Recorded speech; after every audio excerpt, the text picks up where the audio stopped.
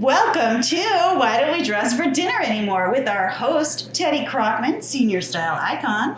And Melissa Pierce, natural redhead, and new MBA. It's me, an MBA! Yay. Congratulations, Melissa. Thanks. And our guest, Sharaun, today. Hi. I'd like to introduce Sharaun. Sharaun began in Chicago with humble beginnings on the South Side. Sharaun's journey embodies resilience and determination. She was discovered by supermodel Tyra Banks as a finalist on America's Next Top Model. Sharaun has graced the runway for industry giants including Tommy Hilfiger, Diane von Furstenberg, Betsy Johnson, Macy's, and Victoria's Secret. Woo woo! As a result of her success, Sharaun has committed to empowering women, promoting wellness, and championing holistic health. Welcome to the show, Sharaun. Thank you so much, Sadie. It's great to have you, doll. You as well. Appreciate it. Thanks for having me. I'm excited to be here over non-dinner, talking about fashion. Over just water. We're sitting around the kitchen table with some water. Where's mine? We're so well hydrated. Cheers. Ching, ching, ching, Cheers. ching. It's not why don't we get dressed for dinner anymore. It's why don't we get dressed for water anymore. Why don't we get dressed, period? Exactly. Why do we get dressed? Yeah. That part. Why don't we get Well, Sharaun, the first question I want to ask you, doll, is tell us a little bit about how you started in modeling and how that led to you going on to America's Next Top Model. And what season were you on? Yes. So how did I start in modeling? I Yeah. started in modeling with America's Next Top Model, actually. Really? Yeah. Did you go to an open casting call? What happened? I did. Prior to that, I had no experience whatsoever. I always wanted to model. The extent of my modeling before Yes. that was literally modeling dirty clothes around my mom's basement. We had a little laundry room, so I would go in the laundry room and go through all the clothes. Some of them were clean, okay? We'll go through the clothes and I'd make my sisters participate with me. And then so when we came out the laundry room, that was the entrance of the runway. Runway, yes. And then we would model all around it. Then we have to come back in and we have to hurry up and change. Oh, wow. Some people played Barbies. I played fashion show dress Oh, up. you are too cute. So that was all the modeling I had. I did like some, when you take like school photos for like Lifetime, and they were like, oh, these are really good. They actually hired me to have me come back and take some photos for them. So that was it. And when I did America's Next Top Model, I was under the impression. Let me stop you right there. Yeah. How do you apply for America's Next Top? Not that I'm going to apply, but I'm just curious about the application process. How do you do that? So at the time, and I was on cycle 11, by the way. Okay, so at season the time, 11. They would do like big casting calls all around the world. That's right. So they would see thousands upon thousands of people. Yeah. So I was watching the show one day with my mom because that was our family show. We would watch every Wednesday. That was the only time we did eat dinner at the table. We would eat it on couch watching that show. So it was an event. It was an event. And at the end, it was like, if you want to be America's Next Top Model, casting calls happening, boom, boom, boom, boom, boom, Chicago. And I was like, Mom, we have to go. And she's like, okay. So it was you just went to the casting call, or did you have to be called to go to the casting call? No, I just went to the casting call. Baby, girl, there was so many people. I was going to say, there had to be, literally. And just Chicago alone. Yeah, they were casting all day. The people were wrapped around the building. Oh, down I the could street. imagine. So yeah, it was a big casting call. They literally would bring us in. All the producers and stuff were there. And the casting directors. In groups? Would you go in groups? Yeah, we would go in groups. How many people you think we went in? 4 or 5? Girls, like 200. No. 200 at a time? In a big conference room. And how did thousands of people. How did they see you? I mean, did they just spot people in the crowd? Was this United Center? Like, I cannot remember. heavens. I want to say it was some hotel downtown It was a hotel, or something. So it was a big conference. But room, how would they basically. pick people out of like a crowd of 200? How would they do that? So they had us all lined up around the perimeter of the room, and all we would do was step forward, say our name, and I think a fun fact about ourselves. Right, and then they had our applications at that point that had maybe a little bit more detail. Right, and then they also watch you walk, because I also applied to, not for America's Top Model, like way before that, to open casting call. I was an IMG model for a moment. Sweet. But it was like you stepped out, and then if they liked you, you had to also walk the runway. It was terrifying. No, we didn't do that. I wish they would have. But no, we didn't do that. We just literally stepped forward and just said our name, and that's it. And then from there, they cut it from 200 to like 4. And you're there all day. Wow. Yeah, well, luckily, me and my mom, we were like one of the first people in line. Oh, wow. good. Well, you were We were smart. the first people in line, so we kind of were the first few groups to go. So after we went and they narrowed it down from 200 to 4, obviously I was in that 4. Yeah. And then we did have to stay for a little bit, and then they had like the final 30, and then they gave us paperwork and we had to come back that next day. So out of all those thousands of people, it was probably like 30-ish people that they selected, if that, maybe less than that. Wow, what an honor. That alone had to be just so exhilarating to know that you got picked out of all those thousands of aspiring models. A show you to watch with be your on family, this right? show. Yeah, right? That's phenomenal. Right? I know. It was pretty cool. And at the young age of 18. And how was it then to meet Tyra Banks in person and having, because I used to watch it when it first came on, and then I kind of fell off the bandwagon for other, reality shows. But I watched, like I would say, maybe the first 5 seasons. Yeah. And I'm thinking to myself, I wonder how these young girls are reacting to this big supermodel that, I mean, everybody in the world knows, Tyra Banks. Yeah. How was that? Did she make you feel welcome? Was it kind of intimidating at first? How did that feel initially when she was giving you directions on what you guys need to do and then go off and do it, and then she's going to judge you with the other people later? How did that kind of feel at first to you? Yeah, it was very surreal, the whole process in general, because again, it came from just watching it in front of the TV. Yeah. And prior to that, also spending some time with myself and asking myself, like, why am I here? What am I doing in life? Like, why did I start this thing? Why did I start this thing? And, being a model was one of those things. So I pretty much manifested it in a way, and manifested it very quickly. So it was very surreal. Like, oh, shoot, I literally landed myself here. Yes. Now what do I do, right? And now what? And so now you're in front of like a mentor, someone that you looked up to. Yes. It was amazing. It was such a great experience as a young girl to just be like in front of someone that you looked up to in that way. And I'm not gonna lie, it came with its set of challenges as well, because at the end of the day, it is a reality TV show. Right. Yeah. Well, that brings me to the next question. How were the other contestants?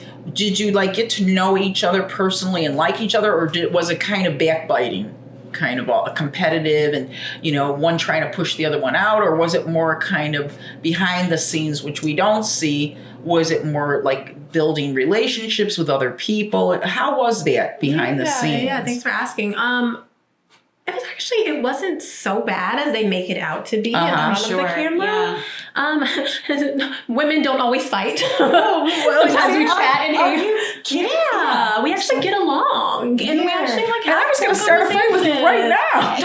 That's not how it's done today. And so it was fine. Don't get me wrong. Like, some people gravitate towards each other more than others. Sure. So there were little cliques, some maybe like cliques and groups or whatever. But overall, from my time there, I didn't experience anything directly. And there was some girls that I gravitated to more and became close with, and others didn't. And it's just fine. It's just life. And so now you were a finalist in the process. Did that bring more jobs to you? Did that bring more agents to you? Is that kind of what kicked off your career? Did it really help? Because that's the one thing I often wondered. When I was watching the first 5 seasons, and I don't know how it progressed. It sounds like you were several years down the road from when I started watching it. But I remember when I first watched it, and the first couple of episodes, the girls who won or whatever, and I'm thinking, oh, now I can't. That's when we still had like paper magazines, I'm going to see them on the cover of Vogue or this or that. And it's like they disappeared into the ether. I never saw these models again. So I often wondered, is this show really authentic? Are these girls really turning into, the top model that Tyra Banks is promising them to be? So what was the upshot of your being on that show? What did it deliver to you, if anything? Trauma just came. Trauma.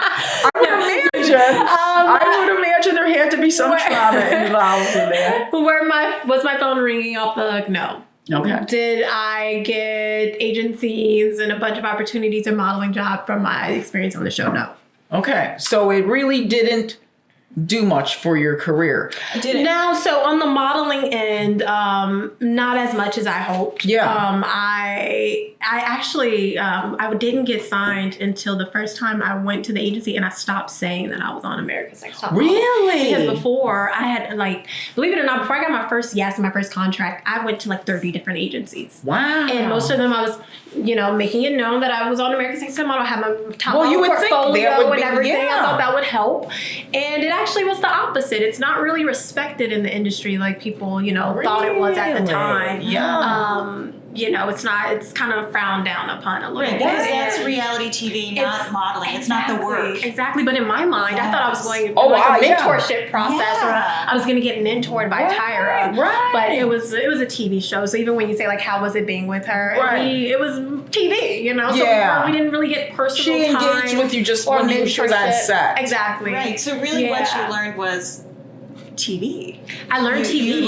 You learned that armor that you need for that. Yeah, I which is learned- probably yeah. invaluable, honestly. No, for sure, Yeah. 100%. That's why I wouldn't change anything, and everything that we go through. I've said it. I said that even when I got eliminated. Everything happens for a reason, and I still Right. stand firm by that. Good. It's really made me into the woman that I am today. Good. And although it didn't open up doors for modeling, it has. I have been able. It has helped with my speaking career, for instance, Right. because it helps to be able to say, "Hey, this is Sharaun from America's Next Top Model," Right. and blah blah blah. So I have Right. utilized it in that way. But modeling, I had to stop telling people. Yeah. Yet I'm grateful that I still went on to do so much. Well, it And was so flattering to even be selected. I That mean, part, you had a yeah. special look, obviously. Yeah. I mean, Yeah, you're beautiful. thank you. can see that. But it wasn't what I thought. Because, like I said, when I watched the first 5 seasons, I'd be like, these women that win, and I mean, they put them through a lot. It was pretty grueling. And I'm thinking these are young women, who are still looking for their sense of identity and everything like that. And they're being criticized constantly. And then finally one comes out the winner. And I'm always waiting for this winner to be like some big top model. And it was like they disappeared into the ether. So it was exactly what I thought. It wasn't much of a career launcher then. It was a nice TV show and fun to watch. Yeah. And aspirational, but it Yeah. really had nothing to do with reality. Yeah. Isn't that interesting? Yeah. But you've kind of funneled that stuff into helping other women and helping with mental health issues, etc. So one of the things I wanted to ask you about is your Model Tribe platform. Yeah. And can you tell us a little bit about what you want to accomplish through the Model Tribe? Yeah, so I'm super excited about it because just like how I was talking about when I first started out in the industry, I was looking for a mentor and someone to help me through that process so I Right. can learn from a pro. And I didn't find that. And they often say we become the thing that we needed when we were younger, right? Yes. And that's Oh, that's essentially a what I've good done saying. through the community that I've cultivated. And how it actually came to be is because I was hired to travel and hold workshops and teach modeling all around the world and I was doing that consistently for 7 years, and that's separate from even my motivational speaking. Wow. Yeah, so for 7 years, I did that consistently in addition to motivational speaking, in addition to modeling, because again, those things have always been really close to my heart. Yeah. And so after I would have my sessions, it would be I'm big on transformation. I love seeing a transformation happen. And there would be so much transformation, so much breakthrough, and people wanted to stay in contact. How do I continue this? How do we stay? This is so beautiful. Yeah, a beautiful community you were building. Yeah, and I didn't have a way for them to do that. So that's when I started Model Tribe. It started out as a virtual community, again, as a way for me to mentor, large amounts of people and build this community and this sisterhood together. We would have monthly coaching calls and sessions. I would bring different guest speakers on, all kinds of cool stuff. Now, where were you programming this through? What platform? Mighty Networks. Oh, fantastic. Yeah, Yeah, that Mighty used to be Networks. Ning. If you know Ning, then it got bought. And it's run by a woman, so it's fantastic. Oh, great. Yes, Yep. yes. And so we started through there. Awesome. I also hosted a retreat. So at the end of the year, or at the end of the program, we would have a modeling ex-wellness retreat that I hosted. Was there some kind of age group of women that you were attracting or wanting to be in this Model Tribe? The beauty of it is that it's intergenerational. Okay, so you had women of all ages then. Very good. I did. And so within the tribe also formed smaller tribes based on that, as well. And then also so they kind of go off into their own groups. So we have communal meetings and stuff as a group, and then also like separate as well. And it's a beautiful thing because not only am I a mentor, but mentorship happens intergenerationally, organically through the community that's built. So I'm super excited to now bring it here in Chicago. As you know, I've traveled all around the world modeling from South Africa, spent a lot of time in LA, New York, and now I'm back home and also bringing Model Tribe with me. So now it's an in-person community. Now, is this part, I saw you recently on Daytime Chicago, and you were showing them how to walk like a model, the 1, 2, 3, 4, 5, 6, 7. I even tried it a little bit. I was like, I can't do this. Come see me in person. I can't do this, but I was trying a little bit of it. So is that part of Model Tribe, or is that just separate, like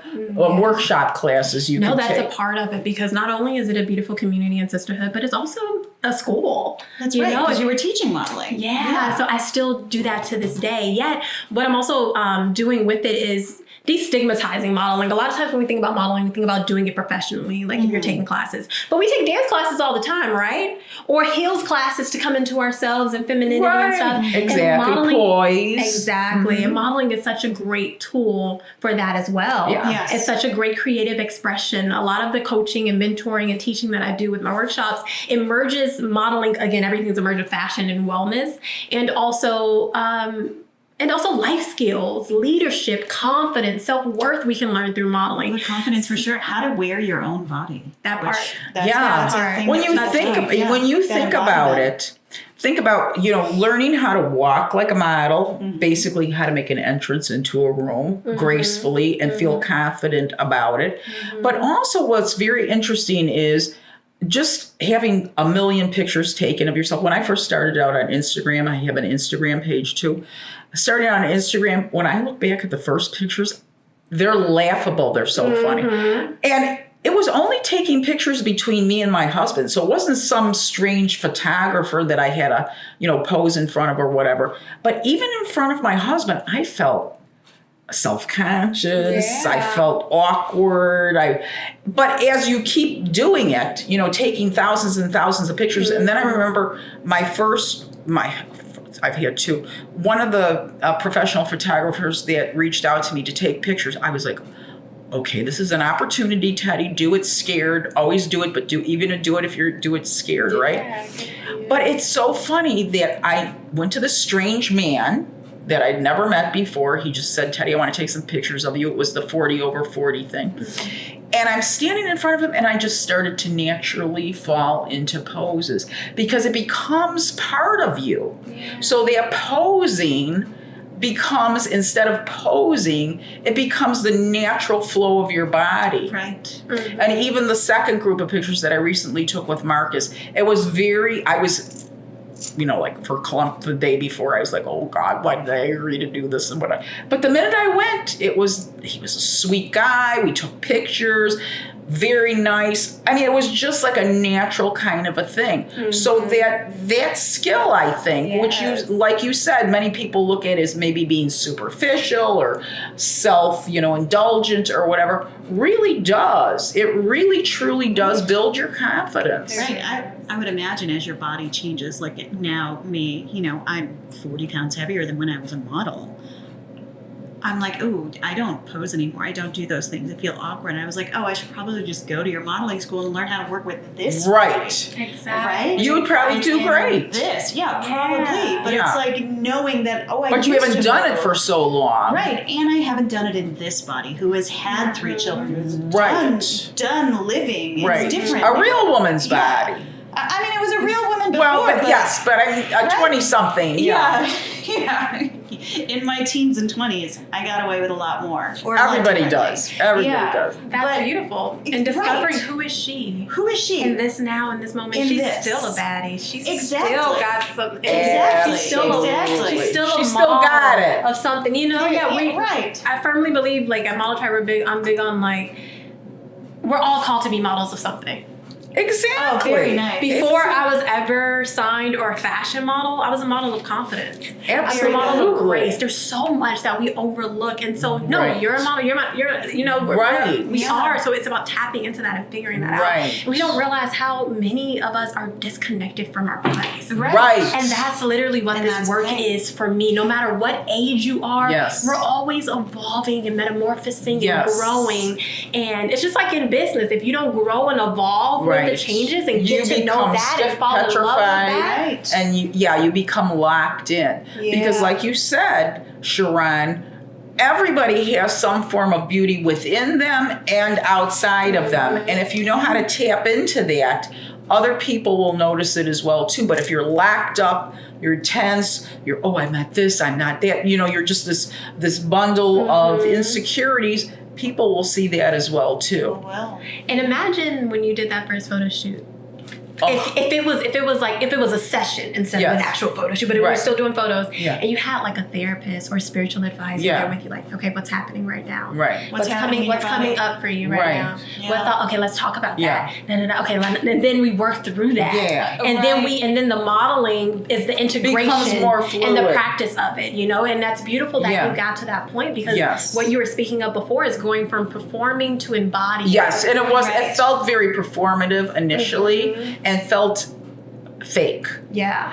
And by the time we had done literally thousands of pictures over the last 3 years, he even said to me, are you a professional model? Because you move just like a model. I said, no, it just now flows. It's who you are. Right. It was just me being me and just falling into the way the dress felt, the way if he was taking the picture on the balcony. It was funny. I remember there was these construction workers that were waving at me and whistling, and I thought, oh. But you become much more confident in your body.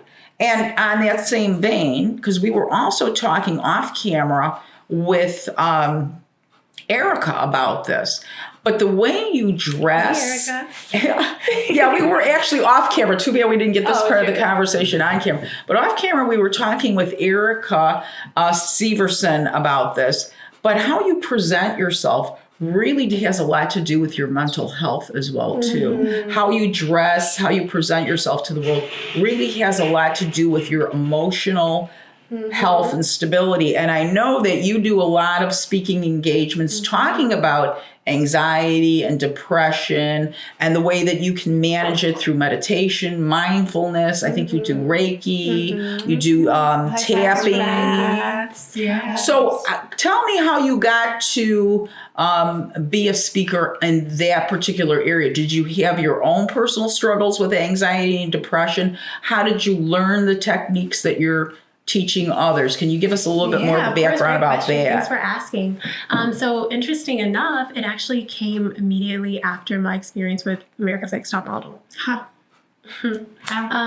Speaking on confidence became the thing that helped to heal those things, because I was essentially eliminated for having too much confidence, which isn't really Get out of here. They said you had too much confidence. Did they say it in those exact words? You have too much confidence, or you're really? Yeah. Well, that's funny. You swing your hips too much. You do, like, I also got this. So but I was not on America's Top Model. So imagine that and being ripped apart on national television. No, that's beyond. And not only that. That's beyond. And you're a young lady at the time, 18 too. years old. You don't have the armor for that yet. Yeah. I was still very much like, the world's a beautiful place. Right, and you're 18. The world is your oyster at 18. Literally. And then people are telling you, like, excuse me. You're too much. You're too confident. And not even that, but behind the scenes telling you, because nothing about me is too much. I'm exactly in alignment with Yes, you are. But like even that behind the scenes, producers telling you, you actually need to be bigger.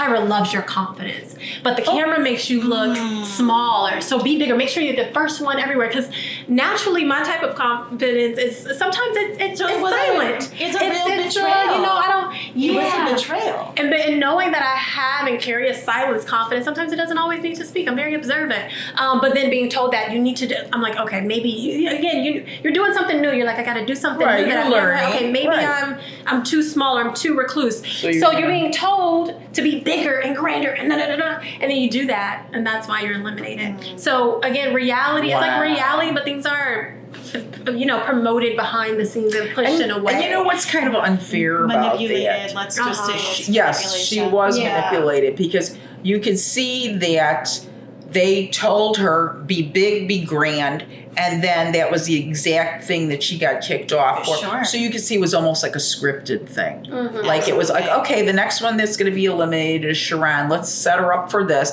It's setups. And that's what reality TV is. I mean, if you watch The Real Housewives, it's the same thing. They're pitted against each other. They're constantly arguing. In order to make reality TV interesting, there's got to be conflict. Mm-hmm. And unfortunately, taking an 18-year-old aspiring model apart on national TV is a horrific thing to do to somebody's psyche. So as a result, speaking on confidence. Yeah. So and because the thing, I couldn't even talk about it because we signed NDAs and stuff like that. So imagine how traumatizing that was. And not only that, but I had many universities that I had been accepted to that I had to turn down, because I thought that these opportunities are going to come. I didn't get to go to my graduation, my prom, or anything like that. Oh, wow. Yeah. And again, I've healed and worked through all these things. So this is a part of my story, which I wear proudly. We want to hear about it. Yeah, that's what happened. That's what led me into wellness, because dealing with public backlash and public humiliation and getting hate mail from all around the world and blogs. Really?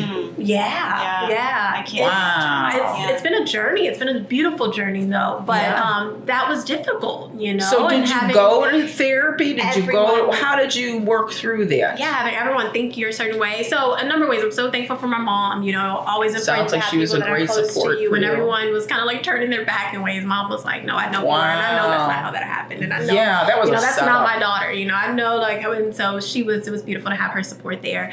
Also, yes, I did go to a therapist, and I also really immersed myself in the wellness industry and alternative medicine. Over the years, I've had so many spiritual advisors and shamans that I've met with. I've delved into aromatherapy, to energy healing, to just some of everything. Then my own faith and things of that sort. Yes, I'm trained in leading sound baths. It's lovely. I loved it so much. So we'll be having Model Tribe sound baths at our new location. That's the other thing I forgot to say. But I'll talk about that later. Yeah, okay. But yeah, so it was really these practices and things that helped me to heal that. I like spending time with my shaman. I literally, and shout out to Sister Shaman Maria Lanier.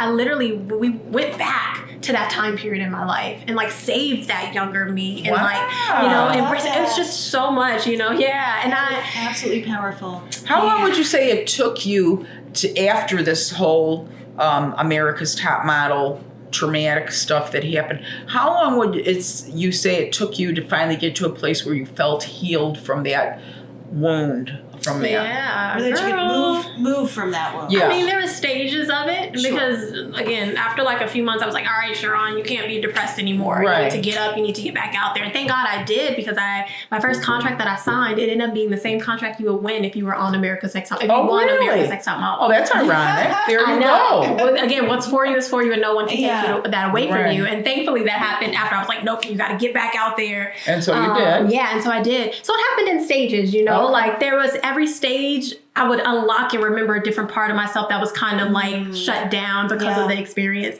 And shoot, I don't feel fully, completely until literally a year ago. Right. Not a year ago, but it took a decade. A long time. Yeah, and there's still certain parts that I'm oh wow, that I forgot about this part of myself. And I mean, it takes a while to heal. It's not an overnight process. And because I was a therapist. Oh, beautiful. I was the director of a hospital mental health department. So I know that one of the things that I often hear from people who suffer from depression and anxiety is, well, how long is this going to take? Everybody kind of wants microwave. If you had a physical issue, like you had appendicitis, they take out your appendix, you're fine. It's not that simple with depression and anxiety. And people need to know that those are probably lifetime issues that you will be dealing with, like Sharaun says, in waves, in and out, maybe for your lifetime. But it's not that you can't deal or handle it. It's just you have to remind yourself of the tools that you have and get back on track with that. Exactly. So it's not going to be like, you're going to go to Sharaun's event where she's talking about, anxiety, depression, healing techniques, and you're going to be cured in 3 days. We don't want anybody to get that impression, because that will never happen. But these are tools that you can have in your toolbox. So when those feelings are coming up of either depression, anxiety, lack of confidence, whatever, that you can draw upon to gain strength from. 100%. So we want to make sure that the audience knows that, because a lot of times, especially with mental health issues, first of all, there's a lot of stigma attached to it. People don't want to address it. And when they do address it, they want it to be quick and, in and out kind of a thing. And it's just not going to happen that way. So it's good to know that you're saying that you're dealing with it in waves of your life, in and out, and you have the tools to say, okay, then I can do this, or okay, then I can do that. Yeah, see, it's kind of like an onion. There's layers to it. And every time, like, I'm peeling back a new layer. Yeah. Just when you think, like, oh, I got it, and it's like, no, because we're always ever evolving and growing and changing. And life happens to you. And life happens, and I don't see, if we're honest, we're all born with our own set of things or things that we're here to triumph over and conquer through in this lifetime. Absolutely. And everything is perspective as well. I no longer see, like, healing and growing and evolving. It says, oh, I have to heal and I gotta go through. Yeah, and I gotta do all this work. And like, I talk about my life, I get to come more into myself. I get to remember parts of myself. And sometimes that doesn't even have to look like sitting on a yoga mat or talking to someone. Right. It's a lifestyle. Right. Exactly. And that's why Model Tribe overall too is a lifestyle brand. It's a lifestyle of being the model version of yourself. Yeah, that's being a supermodel in every area of that. Like, what does that look like for you? What does that look like for you?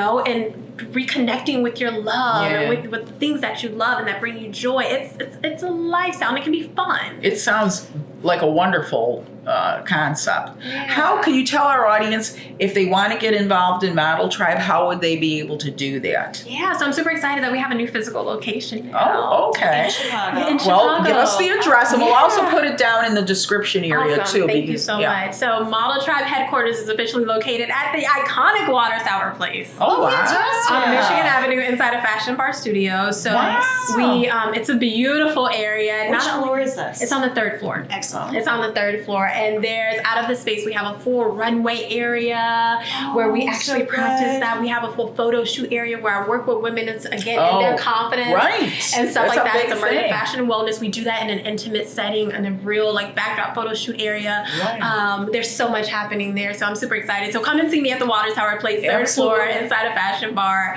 So wait, we can learn to walk and get a sound bath. That's what you're telling me? Yes, it's a merge of fashion and wellness. So there'll be a number of events. Version of fashion and wellness. Fashion and wellness. I love this because you don't think about them together. You don't think about learning to model as doing anything wellness. You actually think of it as a terrible, toxic. Well, you hear about anorexia. You hear about all these other problems. Oh no, we're doing Reiki at the door. We're removing that toxicity. Thank you. Right, and we're approaching it from the inside out holistically, because I truly believe that you can't.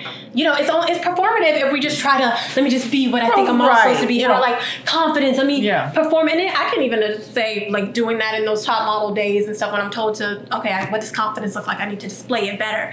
But when we again embody it and really becoming it. Right. And it's just a natural, that pose becomes a natural part of who you are, and you will look better in the picture because the face softens. When you're in a natural response mode, your face softens. When we all try to pose, our faces go like this. They're stiff. The smile looks...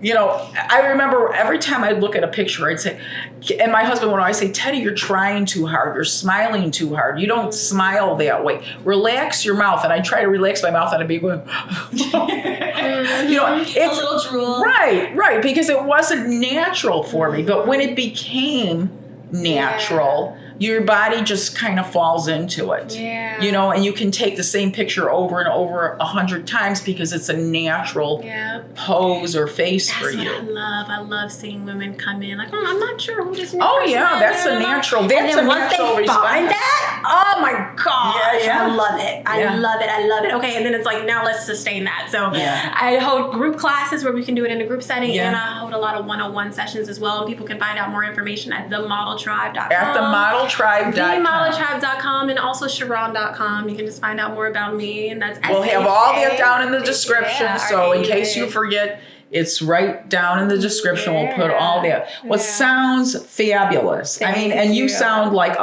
you to me appear like you're so enthusiastic about this that it really just comes off as being authentic and natural. And that's very important for somebody who's mentoring or teaching. You have to really, people will gravitate towards natural mentors, people who really love what they do and want to pass on what they do, as opposed to somebody who, okay, this is my job and this is what I have to do and that kind of thing. So I think that alone is going to be worth whatever amount of money they have to pay to be in this, because it's being with a natural person who truly believes what they're saying. And that's hard to find. Yeah. That's very hard to find. Thank you for saying that. Yeah. Now, someone who just wants to become a model, they're still going to go to your, like, they're like, I'm not interested in healing and all that. I just want to be a great model. They're still going to come to you. Yeah. I hold consultations with everyone to see kind of what your goals are and everything like that.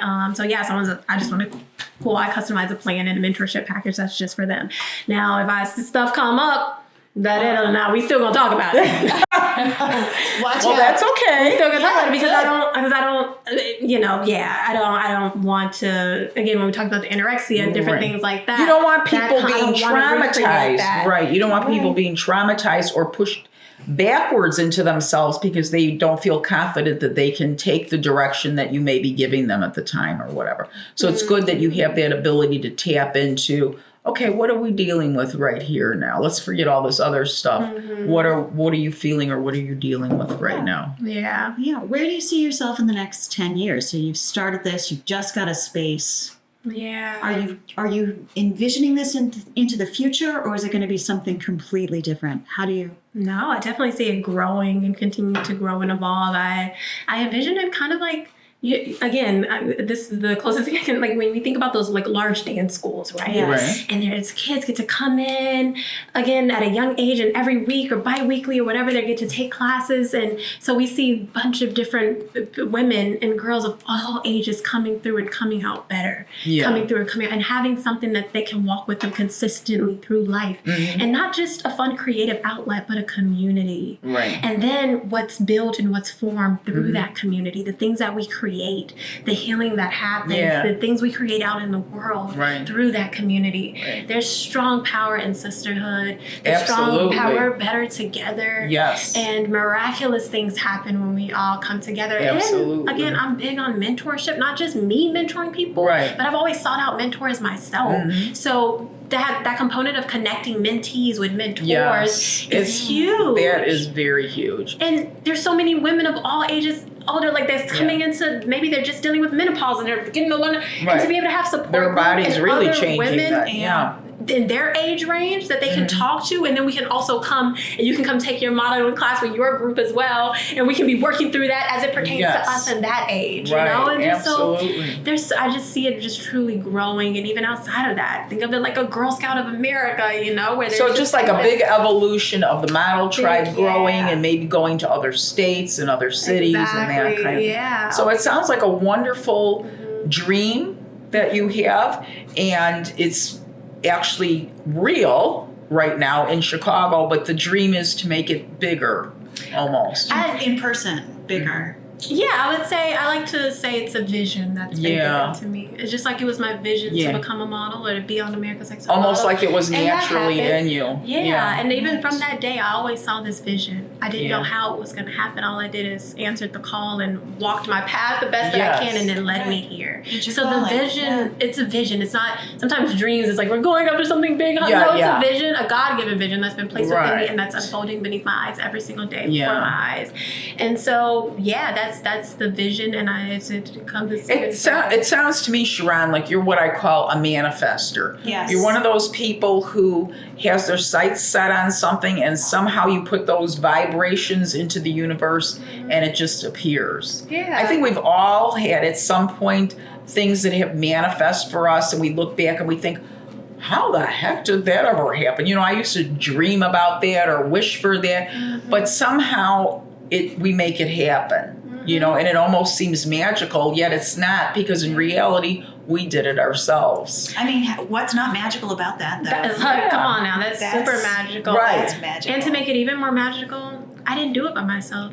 I got the whole spirit. Well, you have a world community. backing. Not even my physical community, but like, you know, knowing that it's bigger than me. Yes. Yeah. It's a spiritual, deeper Yes. calling. Right. You know, really changing Yes. the model, scouting in model industry from Taking out the ground toxicity up. of it. Yeah. That would be a fabulous thing, to And take then- out that toxicity, because we hear so many of these horror stories of these young girls starving themselves to death so they can get into the, you know, sample sizes of the designers, and being told that they're not good enough, or they're this or they're that, or photographers who are insulting, or even we hear about sexual assaults happening, Yes. you know, and things like that. So modeling can be a very toxic environment. So it's 100%. great to know that you're trying to better it and make it more of a spiritual, uplifting women community, rather than this kind of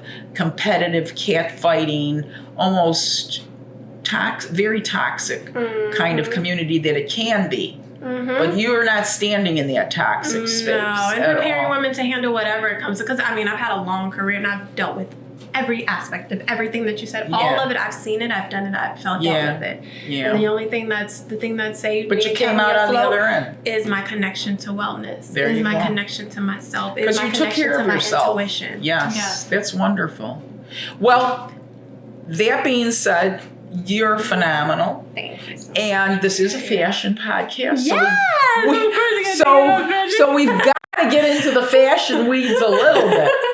So when you're off camera, when you're Yeah. just being Sharaun like you are now, Yeah. what would you say your personal style? How would you describe your personal style? What kind of clothes do you gravitate towards? What's your kind of aesthetic?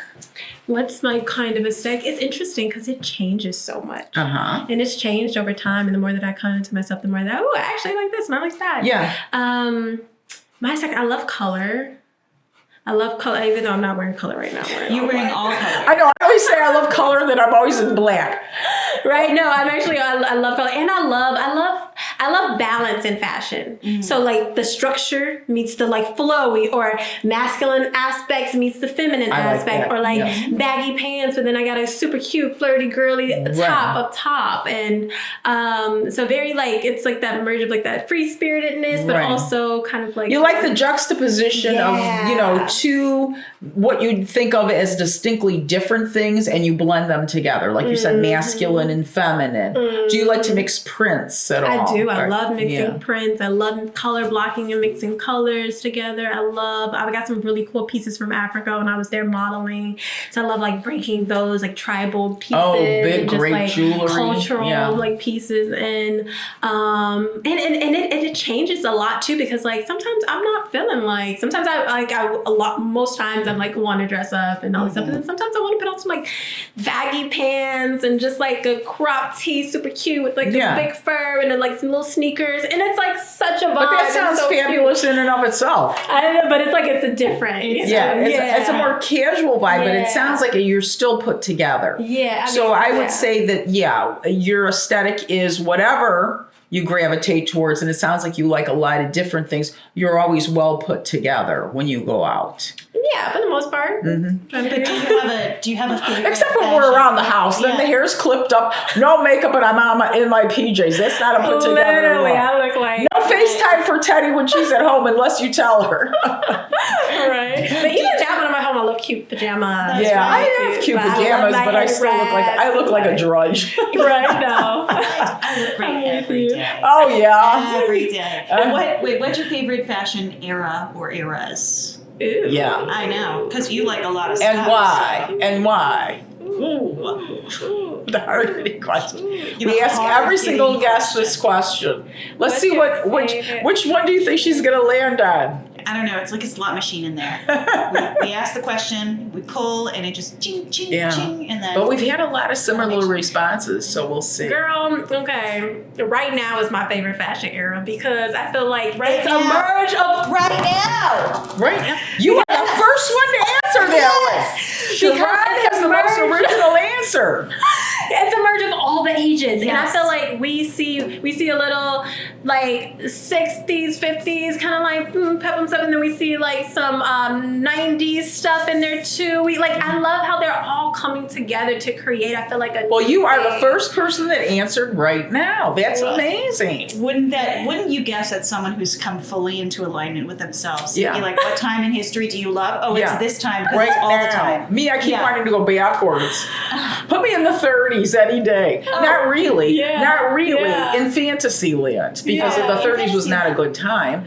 But the clothes were gorgeous in Hollywood, I'm telling you. You don't see clothes like that in the movies now.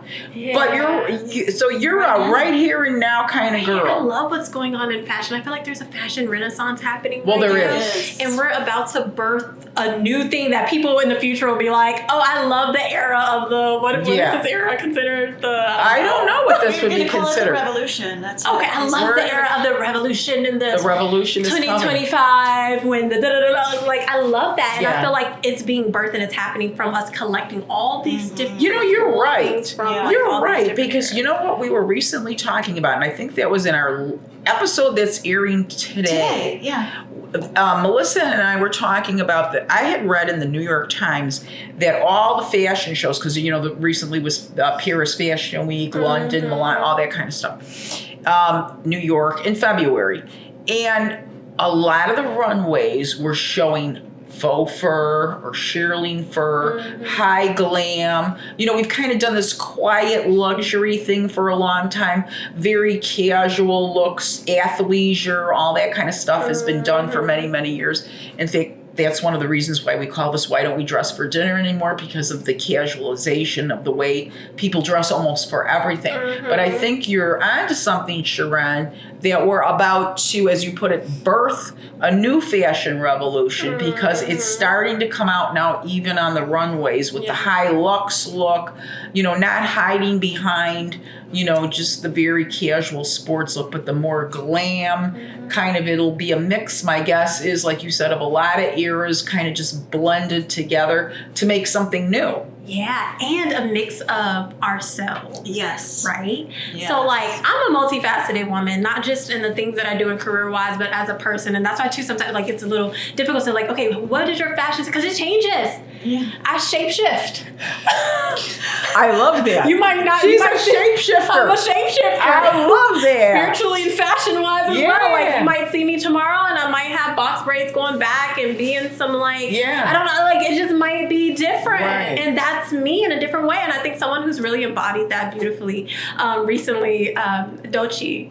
She's a musician. Her name is Doechii. Doechii. Yeah, I've and never she heard was- of her. What does she do? I was actually on the stage with her at the Grammys. I know. That's right. She's a trophy model for the Grammys. Sharon was the model for the Grammys. You actually handed them the awards? Yeah. Yes. Official trophy model for the Grammys, which is fun. Oh, so wow. I knew there was an official trophy model, but I'm so happy to And did know you handed the Official award to trophy model. Beyonce? to Beyonce. Oh, wow. I was standing up there holding hands with I can Taylor go like, Swift, Here, tough. here. Kendrick Lamar, You got a hard Shakira. life. Oh, I love Yeah. Shakira.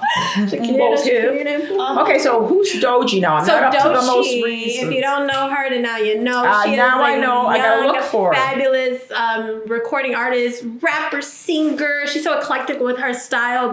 Lady, she presented the award to Lady Gaga for the Innovative Award because Oh, I her love Lady herself Gaga. is such an innovator in what she does in her music. Again, it's that multifacetedness. Now, how do you spell her Nice. name? So I can look. Doechii.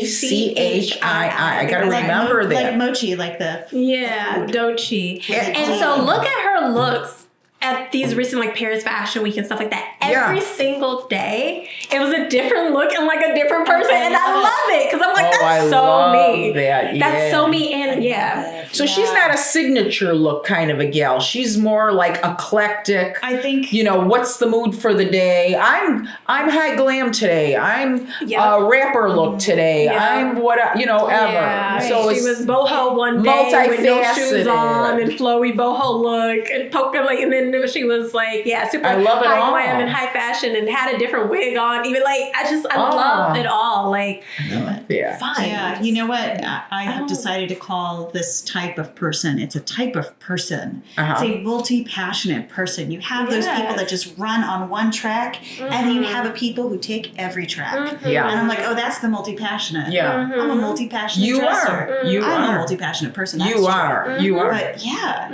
that's what it is. It just, I have too many passions. Can't put me in a box. To stay in one lane.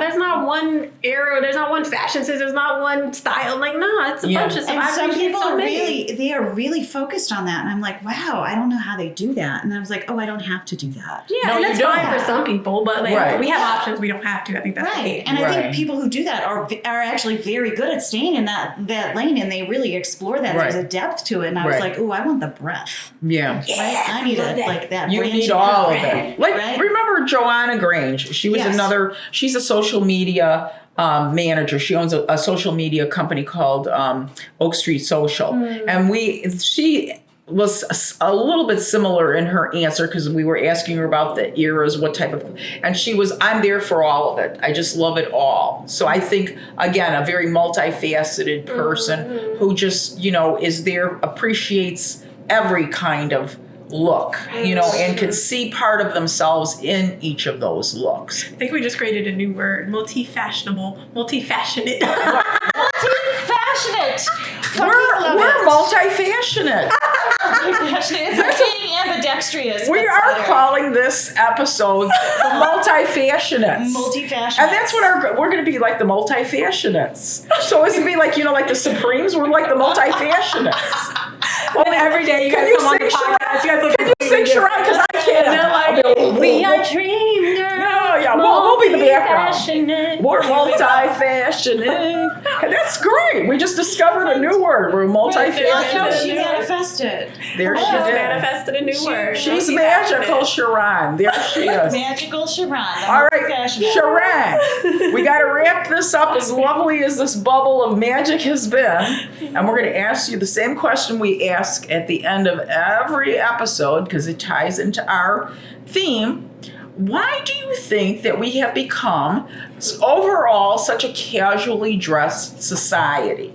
Because most people aren't walking around in fabulosity like you are. Most people are walking around with a graphic tee and a pair of ill-fitting jeans and some, running shoes or whatever. That's kind of your everyday dress for most people, unless they have to dress up a little bit more for work or whatever.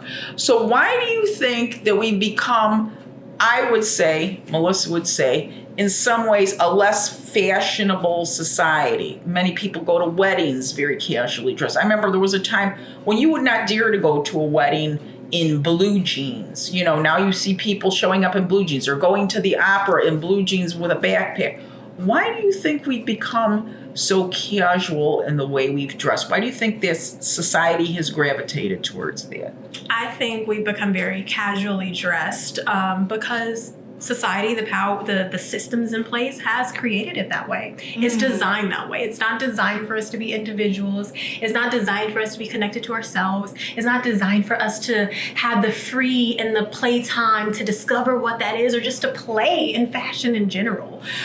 We are taught from a very young age to think a certain way, to not step outside of the box, to this is how life is supposed to be. We're trained to be workers. And then many people go straight into that, but but there's not much time to discover who you are and to play in life or to play in the closet. And then once you're in the workforce, you're working 9 hours plus, because most people work so much more than that. Or 2 jobs. Or 2 jobs, 3 jobs, you know? And what time do you have to play and to do that, you know? What extra money and resources do you have to go buy this cool stuff and this and that? There's not really much of that. And then you're exhausted and overworked. Right. So what do you want to do? Just be as comfortable as ever. So how do we break that cycle? Because I agree with you. I think that is a lot of it, is that, you know, we become very isolated. Like you said, we really don't live in a society that creates or helps to create or helps to manifest creative people or celebrate creativity and individuality. We're on social media. People are, you know, going in lockstep with whatever they see.